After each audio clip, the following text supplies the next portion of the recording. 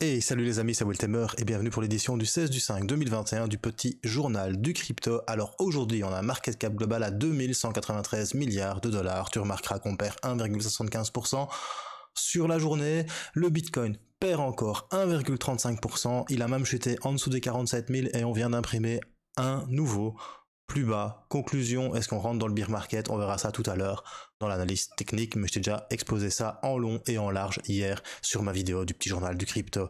Alors on a Ethereum qui chute de 5,11% à 3537 dollars. On a le Binance Coin qui gagne 0,10 à 571,0 dollars. On a Cardano qui est très stable, il a quand même touché 2,40 aujourd'hui, mais il est à 0,07% de gain à 222 dollars. Mais à mon avis, il va commencer à chuter. On a le Dogecoin qui, bien évidemment, grâce à Monsieur Musk, continue de grimper, mais là, il ne gagne que 2,87 dollars à 0,51 dollars. C'est déjà trop.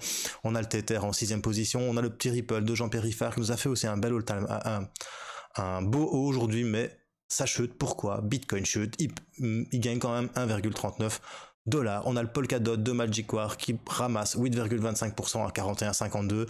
Internet Computer qui continue de chuter depuis qu'il est rentré sur le marché des crypto-monnaies à 236,97 dollars. Et le Bitcoin Cash de Roger Ver qui perd 1,86, mais c'est normal, le roi des crypto-monnaies a décidé de chuter et je pense que c'est parti pour un bon petit moment. Encore une fois, n'oublie pas, moi je suis pas conseiller financier, je suis pas analyste technique, c'est pas parce que je te dis que ça va chuter que ça va chuter. Ok, allez, on va regarder le top gagneur du jour. S'il y en a, ben encore Harmony One, hein, c'est pas possible, lui il ne lâche rien, il n'arrête pas, il te fait 37% en 7 jours et 27,28% en 24 heures. On a le Bakery Token, bah oui pourquoi pas, de la défi, qui te fait 17,57% à 675 dollars. Et on a le Solana qui continue de gagner en popularité et qui fait 16,45% à 45,67 dollars. Et on a le Raven derrière, je pense que c'est un projet justement qui est basé sur Solana qui te fait un 9,97% et un petit 98,85% derrière les fagots, comme ça je ne dis rien et je pump de cochon. Voilà, si t'es nouveau sur la chaîne, n'hésite pas à t'abonner et à actionner la petite cloche pour ne rater aucun petit journal du crypto. Je fais ça tous les jours. Allez, c'est parti, générique.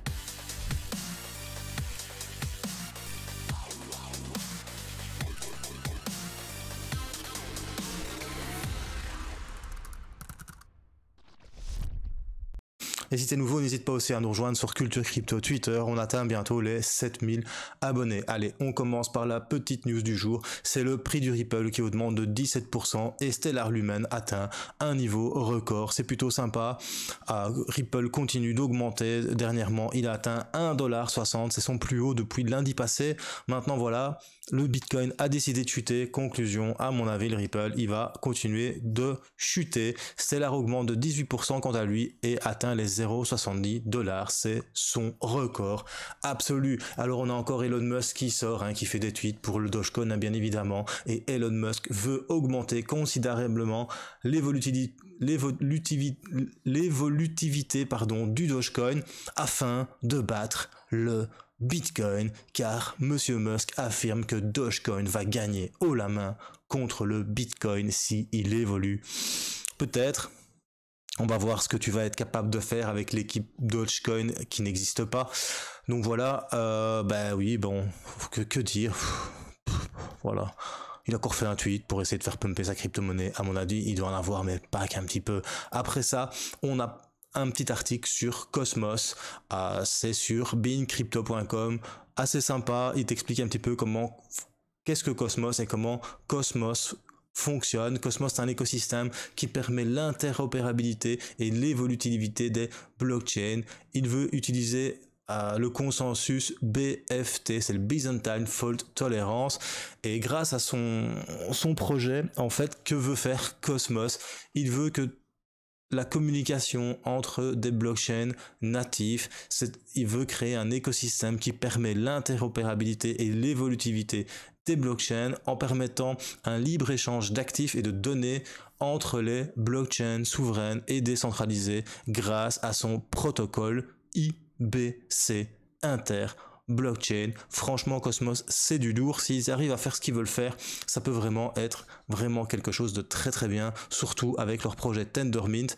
C'est vraiment très très bon comme crypto-monnaie. Alors on apprend que le milliardaire Mark Cuban, donc qui est propriétaire des Dallas Mavericks et qui est quand même assez pro Bitcoin, Ethereum, Dogecoin aussi. D'ailleurs, tu peux acheter tes places Dallas Mavericks en Bitcoin, Ethereum et Dogecoin, est en train de s'intéresser petit à petit à Cardano. Pourquoi? Eh bien, il a fait un petit tweet à Charles Hoskinson pour lui demander qu'est-ce qu'on peut faire avec Cardano au quotidien. Charles Hoskinson lui a répondu en disant que ce n'était pas Dogecoin et que c'était pas aussi simple que ça. La blockchain Cardano, ce n'est pas si facile. Dans cette vidéo, il explique quand même ce que tu peux faire avec ton Cardano aujourd'hui. On peut émettre des actifs. Donc tu peux créer tes propres crypto-monnaies, tu peux acheter du vin, tu peux séjourner dans des hôtels, plus de 50 000, et tu peux déplacer énormément d'argent. Quotidiennement, il y a plus de 50 milliards de dollars en Cardano qui se déplacent, contrairement à Ethereum. Bien évidemment, le patron d'IOHK a vu l'opportunité de continuer de critiquer Ethereum, comme je t'ai déjà dit, il aime bien critiquer Ethereum. Pourquoi? Il faut comprendre que Charles Hoskinson, il est quand même parti d'Ethereum. Conclusion, c'est logique et c'est pas super très fair-play, mais qui toujours il critique Ethereum. Mais bon voilà, c'est quand même quelque chose d'important qui se passe pour Cardano parce que Mark Cuban c'est quand même quelqu'un d'important dans la cryptosphère et lorsqu'il s'intéresse à une crypto, ce n'est pas pour rien. Alors il dit aussi qu'il serait heureux qu'on puisse utiliser Cardano pour vendre ses goodies et ses places.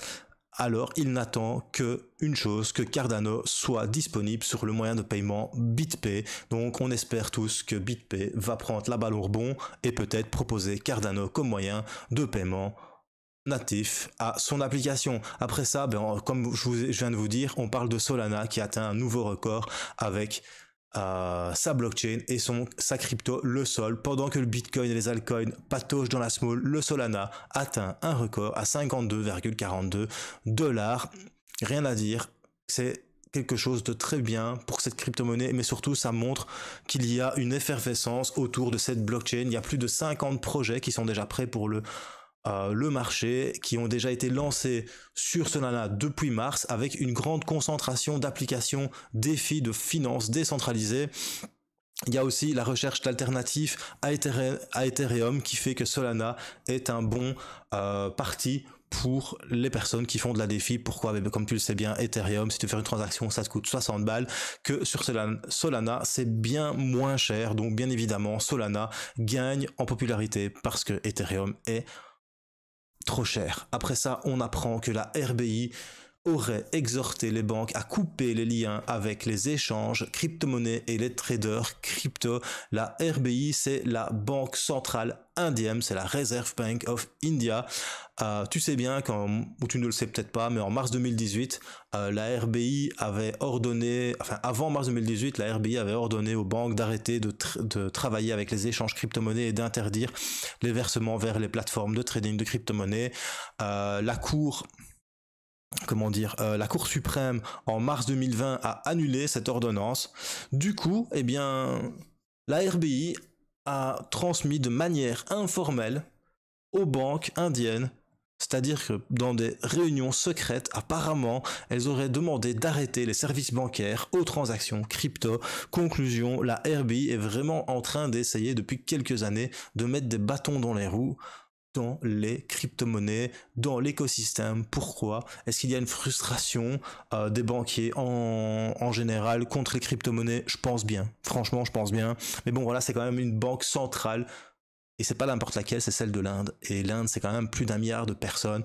Donc, ce serait quand même assez grave pour l'écosystème, parce qu'en plus, en Inde, il y a beaucoup de personnes qui embrassent la crypto-monnaie. Et si ça devient à être interdit comme en Chine, ça risque de faire dump le marché encore plus que ce qu'il n'est en train de dumper pour le moment. Allez, c'est tout pour les petites news. Maintenant, on va passer à l'analyse technique du Bitcoin. On passe sur le Bitcoin, on vient en daily. Et en daily, tu vois que hier, on a fait cette belle bougie ici et que aujourd'hui on avait ouvert là, on a ouvert à 46 782 $, on est remonté à presque 50 000 $, mais on n'a pas réussi à les casser. Ça fait 4 jours qu'on n'arrive pas à clôturer au-dessus des 50 000 $. Conclusion, le marché a pris le pas et a dit t'arrives pas à se casser les 50 000 $, c'est pas grave, on va aller voir plus bas. Du coup, ça pue pour le Bitcoin. Je pense qu'il est plausible de voir un Bitcoin très bientôt à 46 000, voire 43 171 $. Pourquoi? Ben parce que c'est le... Tu vois le plus bas ici, ben on l'a franchi. Tu vois bien que le cours il est plus bas que ce plus bas là. Le suivant, ben il est là. Donc le prochain plus bas, il est à 43 171 $. Et je vais même te dire qu'il y a des chances qu'on vienne chercher la moyenne mobile 200 périodes. Pourquoi? Parce que je suis en train de voir que de plus en plus, la moyenne mobile 50 périodes et la moyenne mobile 100 périodes sont en train de se rapprocher dangereusement. Et si il y a un dead cross qui se passe entre la moyenne mobile 50 et la moyenne mobile 100, je vais donner un exemple. Voilà, hop, on revient ici, donc en 2018, quand c'est arrivé, eh bien, il a fallu longtemps avant que la moyenne mobile 50 repasse au-dessus. Donc, tu as eu un dead cross le 14 février 2018, et avant que ça fasse un golden cross valable, parce que là c'est vraiment un petit golden cross, mais je veux dire avant que ça refasse un golden cross valable, on a dû attendre le 13 mars 2019. Donc on a commencé à vivre le bear market. Conclusion, je ne dis pas qu'on rentre dans un bear market, hein, ok, je dis pas que c'est ça, mais pour le moment il y a des forces vendeuses qui sont en train d'essayer soit de te faire avoir peur, soit de faire dumper le marché et de pumper le marché vers le bas, donc dumper le marché, ça s'appelle, pour pouvoir shorter et vendre du Bitcoin et gagner sur la chute. En tout cas, moi, tout ce que j'observe, c'est qu'on est en train de revivre plus ou moins la même chose qui s'est passé en 2017. Après, on a eu la même chose, si tu veux, ici en 2019, donc ça a pumpé, puis après, dead cross, bam, ça a chuté. Et avant qu'on ait un golden cross, c'est avant le fameux mois de mars noir, malheureusement ça c'est le Covid de l'année passée, donc pour moi ça c'est une erreur, faudrait pas la prendre en compte, mais bon ça y est quand même. Mais Golden Cross, le suivant, il a été ici, tu vois, mais en attendant on a dumpé quand même de 30%. Donc voilà, et je pense sincèrement qu'il y a une possibilité de chance. Une possibilité de chance, ça veut pas dire que ça va arriver, c'est une possibilité qu'on vienne déjà chercher les 43 000 $ et peut-être la moyenne mobile 200 périodes. Alors cette moyenne mobile 200 périodes, elle est assez forte. Normalement, quand le Bitcoin rebondit dessus, ça repart vraiment fort à la hausse, mais ça fait vraiment longtemps que le Bitcoin ne s'est pas posé dessus. La dernière fois que le Bitcoin est repassé au-dessus, en tout cas, ça a été le signal du bull run. On était à 8100 $, on est arrivé à 64 000 $. Mais il est assez rare, en fait, que le Bitcoin touche la moyenne mobile 200 périodes. Quand le Bitcoin touche la moyenne mobile 200 périodes, c'est parce que les autres passent en dessous et font du dead cross. Conclusion, en daily, en tout cas pour le moment, ça pue. Moi, voilà, je vous en parle depuis un petit temps, que c'est en train de chuter. En plus, on est en train d'imprimer ce qu'on appelle ici un biseau descendant, ou un canal descendant carrément. Mais pour l'instant, ça reste un biseau. Tu vois, pour l'instant, ça reste un petit biseau. Donc ça, lui, on peut l'oublier, hein. Le canal haussier, c'est fini. Pourquoi? Parce qu'on a fait un plus bas ici, qui est venu casser le plus bas là. Tout simplement. Donc on a fait un retournement de tendance. Parce que ça, ici, on est en train de faire des hauts de plus en plus bas et des bas de plus en plus bas. Du coup, c'est un retournement de tendance là. C'est plus un retracement. On est sur un retournement de tendance sur du long terme. Du coup, il y a intérêt que là ça tienne. Hein. Parce que si ça tient pas, on va venir visiter les 43 000 $. Maintenant, ce qui est beau, ce qui serait vraiment sympa sur le Bitcoin, enfin voilà, il faut tout envisager. Hein. Faut pas croire que parce que je te dis que ça va chuter, que ça va chuter. Mais moi j'envisage. Ce qui serait vraiment bien, c'est que ici ça rebondit, c'est qu'on vienne rechercher là, puis ici, et puis après qu'on viendrait casser là. Pourquoi? Parce que c'est un biseau descendant, et le biseau descendant, c'est target, c'est les points de touche de la résistance. Donc voilà, je sais pas ce qui est en train de se passer pour le moment, c'est assez compliqué à voir, mais tout ce que je sais, c'est que la chandelle aujourd'hui, elle est bearish de chez bearish. Hein. Donc ça, ce que tu vois là, c'est une lance inversée, on appelle ça une flèche, c'est en train de te dire, on est monté jusque là, les bulls, ils n'ont pas réussi à casser les 50 000 $. Conclusion, c'est les bears, donc les vendeurs qui prennent la main. Et les vendeurs, ils sont repartis de 50 000 $, presque, à 49 000, pardon, à 46 000, ils ont déjà pris. On va pas se prendre la tête. Au lieu de spéculer, on va prendre ici l'intervalle de prix. On va mettre l'aimant, voilà. Hop. En une journée, on a perdu par rapport à ce qu'on avait gagné, 6%. Voilà. Donc on a ouvert ici, parce que l'ouverture elle est là, c'est la clôture précédente elle était là, on est pile sur la clôture du jour, on a gagné 6% en une journée, en une demi-journée, et on est en train de reperdre tout ce qu'on a perdu.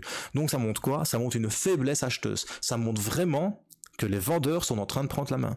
Et ça fait 2 jours que ça se passe, même 4 jours, parce qu'on n'arrive pas à casser les 50 000 $. Tu vois bien ici que les 50 000 $, tu peux danser sur ta tête, mais tu les as pas percés. Il n'y a pas une fois, regarde, il n'y a pas une fois on est passé au-dessus. Oh, pardon. Donc, pas une fois on a passé au-dessus des 50 000 $. On a fait 50 009 $, et on n'a même pas, parce que... Voilà. On a fait 49 942 $, tout simplement. Et on n'arrive toujours pas, donc en 4 jours on n'a pas réussi à les passer. Et ça montre vraiment une faiblesse acheteuse. Maintenant ça veut pas dire que ça va dump, mais il y a quand même une sacrée résistance là. Et il y a intérêt qu'on vienne de la casser, cette sacrée résistance. Parce que si on ne va pas la casser, c'est direction 43 000. Et si on casse les 43 000, c'est direction moyenne mobile 200. Et si on casse la moyenne mobile 200 période, je vends tout, je mets... Et je fais un short des familles, parce que quand je te dis qu'on va atteindre les 13 000, on va les atteindre, peut-être pas les 13 000, mais les 20 000 $, on va venir les chercher. C'est le dernier plus haut. Donc voilà, pour le moment, c'est assez chaud. J'espère qu'on est dans un biseau, comme je viens de te dessiner ici. Donc ce que tu vois ici en ligne blanche, je vais enlever tout ça, les lignes bleues, pour que ça soit beaucoup plus clair pour toi. J'espère vraiment qu'on est dans ce biseau, et qu'on fasse... Pardon. Qu'on fasse ceci. Mais espérer c'est bien, mais quand tu analyses, tu te rends compte que l'espoir c'est pas l'espoir qui fait. Ce qui est important, c'est ce qui va réellement se passer. Donc on verra bien lundi, on verra bien demain ce qui va se passer, parce que si demain le Bitcoin ne repart pas à la hausse, il va forcément repartir à la baisse. Et s'il repart à la baisse, c'est direction moyenne mobile 200 période à 40 000 $, tout simplement. Mais avant, bien évidemment, comme je t'ai dit, t'as le dernier plus bas. Voilà, c'était Will Tamer pour le petit journal du crypto. Si t'as bien aimé, mets un petit pouce bleu. Si t'as pas aimé, mais quand même, ton petit pouce rouge, mettez des commentaires, partagez un maximum. Merci et bienvenue à tous les nouveaux qui sont arrivés sur la chaîne dernièrement. On vient d'atteindre les 7000 abonnés. C'est pas grand chose comparé à plein d'autres youtubeurs, mais en tout cas, moi, ça me fait déjà super plaisir et bienvenue à tous les nouveaux. Direction les 10 000 abonnés, et quand il y aura les 10 000 abonnés, j'aurai une petite surprise pour vous. Allez, passez un bon dimanche et surtout, n'oublie pas, même si you should, choose life, choose freedom. And choose Bitcoin. Peace.